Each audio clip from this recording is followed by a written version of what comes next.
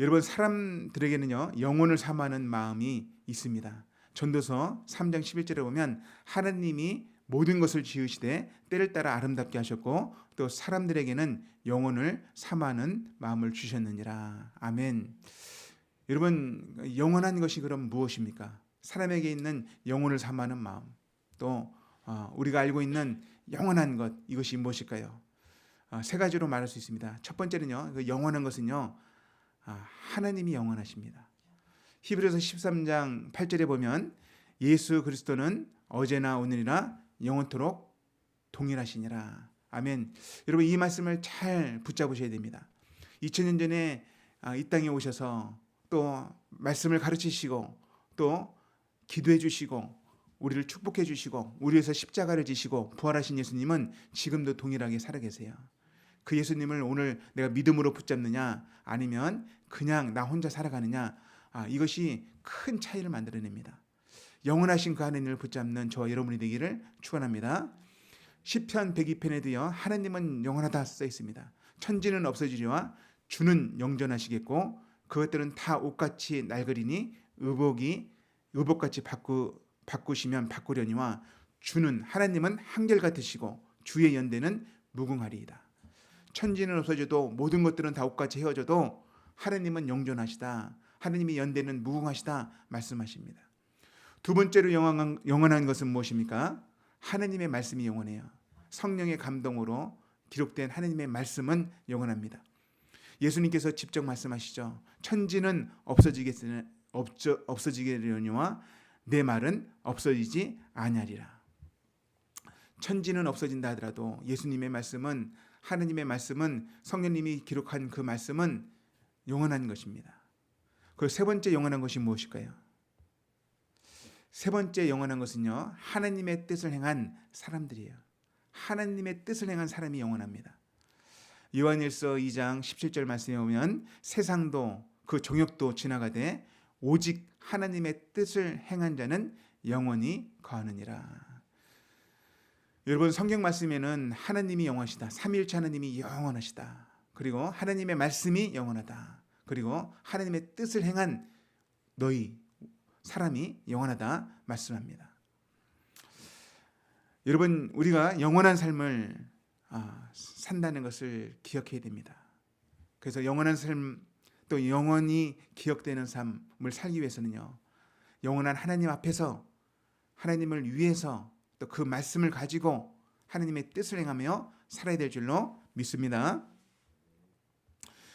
여러분, 이러한 믿음의 사람들은요, 하나님께 기억이 되고요, 또 믿음의 사람들한테도 기억이 되는 거예요. 오늘부터 디모데후서 말씀을 살펴보는데요, 디모데후서는요 사도 바울의 마지막 기록물입니다. 마지막 서신이에요. 너무나 잘 알고 있지만 의미는 굉장히 큽니다. 사도 바울이 굉장히 많은 서신을 썼잖아요. 로마서부터 해서 고린도전서, 후서, 데살로니가, 갈라디아서 엄청나게 많이 썼잖아요. 근데 마지막 서신이기 때문에 굉장히 중요한 말을 담고 있습니다. 여러분, 디모데 전서를 보낸 후에 몇 년 지나서 디모데후서를 썼어요. 그러니까 시간적인 간격으로는요 크진 않아요. 사도 바울이 로마 감옥에 추옥된 해가 AD 60년에서 62년, 한 2년 정도, 만 2년 정도 갇혀있다라고 말을 하고 있고요.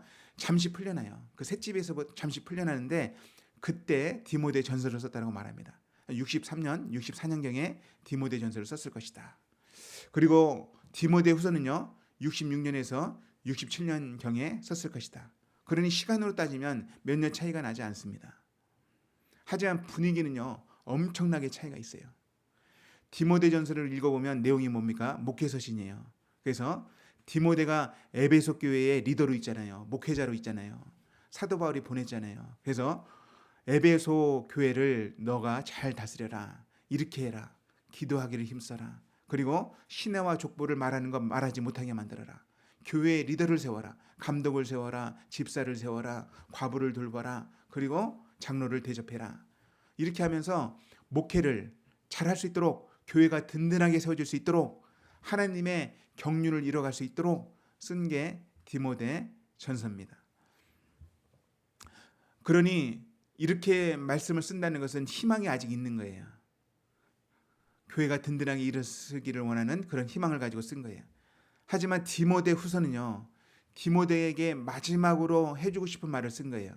그러니 그 분위기가요, 어두워요. 그리고 유언과 같은 말씀입니다. 진짜로 해야 될 말을 하고 있는 거예요. 지금 바울은 로마 감옥에 2차 투옥이 됐고요. 이제 사도 바울 주변에는요, 사람이 거의 없습니다. 거의 없다고 보시면 돼요. 아주 위태한 상황이에요. 누가만 남아 있어요. 왜냐하면요, 로마 황제 네로가요, 본격적으로 기독교인들을 핍박하기 때문입니다. 그 시기예요. 우리가 알고 있는 로마 화재가 언제 일어났습니까? 로마 대화재는요, AD 64년에 일어났고요. 기독교 역사가들이 모두 일치하는 건 뭐냐면 로마 황제가 불을 지른 거예요. 근데 로마 도시가 너무 많이 불을 탔어요. 세상에 위대한 사람들이 했던 일이 도시를 세우는 거예요. 도시를 재건하는 거나 이런 것인데, 이 미치광이 네로가 도시를 세우고 싶어 갖고 불을 질렀는데 너무 많이 불탄 거예요. 그러니까 자기 자리가 위협을 받았습니다. 황제가 자리가 위태했단 말이에요. 원로들로부터 아주 심한 압박을 받았고, 그래서 그가 돌파구를 마련했던 것이 뭐냐면 로마 시내를 불태운 것이 누구다? 기독교인이 불태웠다. 그러니 기독교인들을 완전히 진멸하라. 그래서 공권력을 가지고 기독교인에 대한 박해가 시작이 됩니다. 이 박해는 계속 이어져서요, 거의 300년 동안 이어집니다. 엄청난 핍박이 일어나요. 여러분, 이 공권력을 가지고 핍박한다는 것은요, 아주 어려운 것이에요. 그 시대적인 상황에서는요, 경제 활동을 할 수 없는 시대예요. 나갈 수 없는 거예요. 그래서 기독교인들이 땅속으로 다 들어갑니다. 그래서 지금도 이탈리아 지역에 가면 카타콤베라고 하는 지하 교회가 남겨져 유적으로 남아 있습니다. 지하 동굴에서 태어나서 지하 동굴에서 죽었던 사람들이 있죠. 여러분, 이런 시대를 감지했던 사도 바울은요, 이제 감옥에서 사형을 기다리면서 디모데에게 글을 쓴 것입니다. 이것이 디모데후서예요. 디모데에게 어떤 마음, 어떤 말씀을 전하고 싶었던 것입니까? 그 말씀이 오늘 본문 말씀에 잘 녹아져 있는데 1절 2절 말씀 제가 읽어드립니다. 하나님의 뜻으로 말미암아 그리스도 예수 안에 있는 생명의 약속대로 그리스도 예수의 사도된 바울은 사랑하는 아들 디모데에게 편지하노니 하나님 아버지와 그리스도 예수 우리 주께로부터 은혜와 긍휼과 평강이 내게 있을지어다. 아멘. 사도 바울은 디모데를 축복하고 싶었습니다. 디모데는요, 사도 바울에게 영적인 아들이었어요.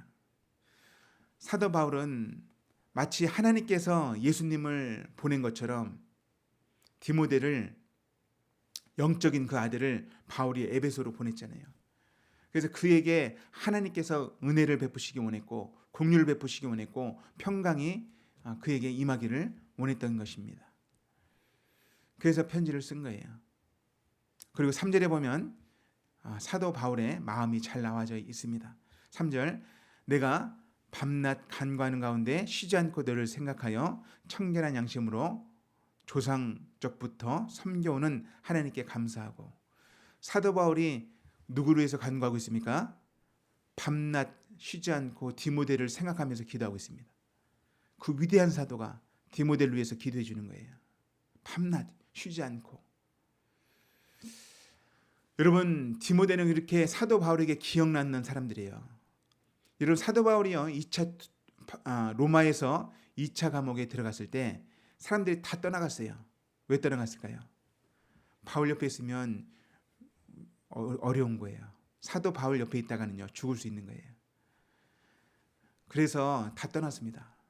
사도 바울을 인정하지 않고 사도 바울을 외면하고 사도 바울을 모른 척하고 믿음을 저버리고 떠나는 시대예요. 이런 시기에 사도 바울은 배신감도 느꼈을 거지만 사도 바울 생각 가운데는 믿음의 사람들이 생각났어요. 믿음의 사람들. 그 중에 특별했던 사람이 디모데입니다. 여러분, 나는 어떤 사람입니까? 나는 누구한테 기억이 되는 사람입니까? 어떤 기억을 남겼던 사람입니까? 한번 돌아보시기 바랍니다. 나는 사람들에게 믿음의 사람으로 기억되고 있는가? 아니면 사람들에게 다른 걸로 기억되고 있는가? 오늘 우리 말씀처럼 우리는 누구에게 기억이 남았으면 좋겠어요. 그래서 그 사람을 위해서 끊임없이 기도해주고 기도해 줄 수밖에 없고 이런 사람이 지금부터라도 돼야 될 줄로 믿습니다. 디모데는 기억나는 사람이요 생각나는 사람이었는데 그 이유가 있어요. 그것은 영적인 아들뿐만 아니라 그의 태도 때문에 그렇습니다. 그의 태도 때문에 그래요. 그의 삶 때문에 그래요. 4절 말씀에 나와 있는데 사도 바울이 이렇게 말합니다. 4절, 내 눈물을 생각하여 너 보기를 원함은 내 기쁨이 가득하게 하려 함이라. 4절에서 말하는 게 뭐예요? 디모데는 어떤 사람이었습니까? 눈물의 사람이었습니다. 진실한 사랑을 하는 사람이었어요. 눈물 있는 사람이었어요. 여러분 사도행전을 보십시오. 디모데를 에베소에 맡기고 이렇게 갈 때 장로들도 눈물을 흘리면서 기도하잖아요. 사도 바울과 헤어지면서 이게 마지막이 될 수도 있겠다 이렇게 해서 장로들이 모여서 눈물을 흘리면서 사도 바울을 보내주잖아요. 그 자리에도 디모데가 있었습니다. 디모데는 진실한 사람이었어요. 그래서 눈물이 있었어요. 그래서 바울은 디모데를 생각하고 기억했던 것입니다. 또 디모데는 어떤 사람이었습니까? 5절에 나와 있죠.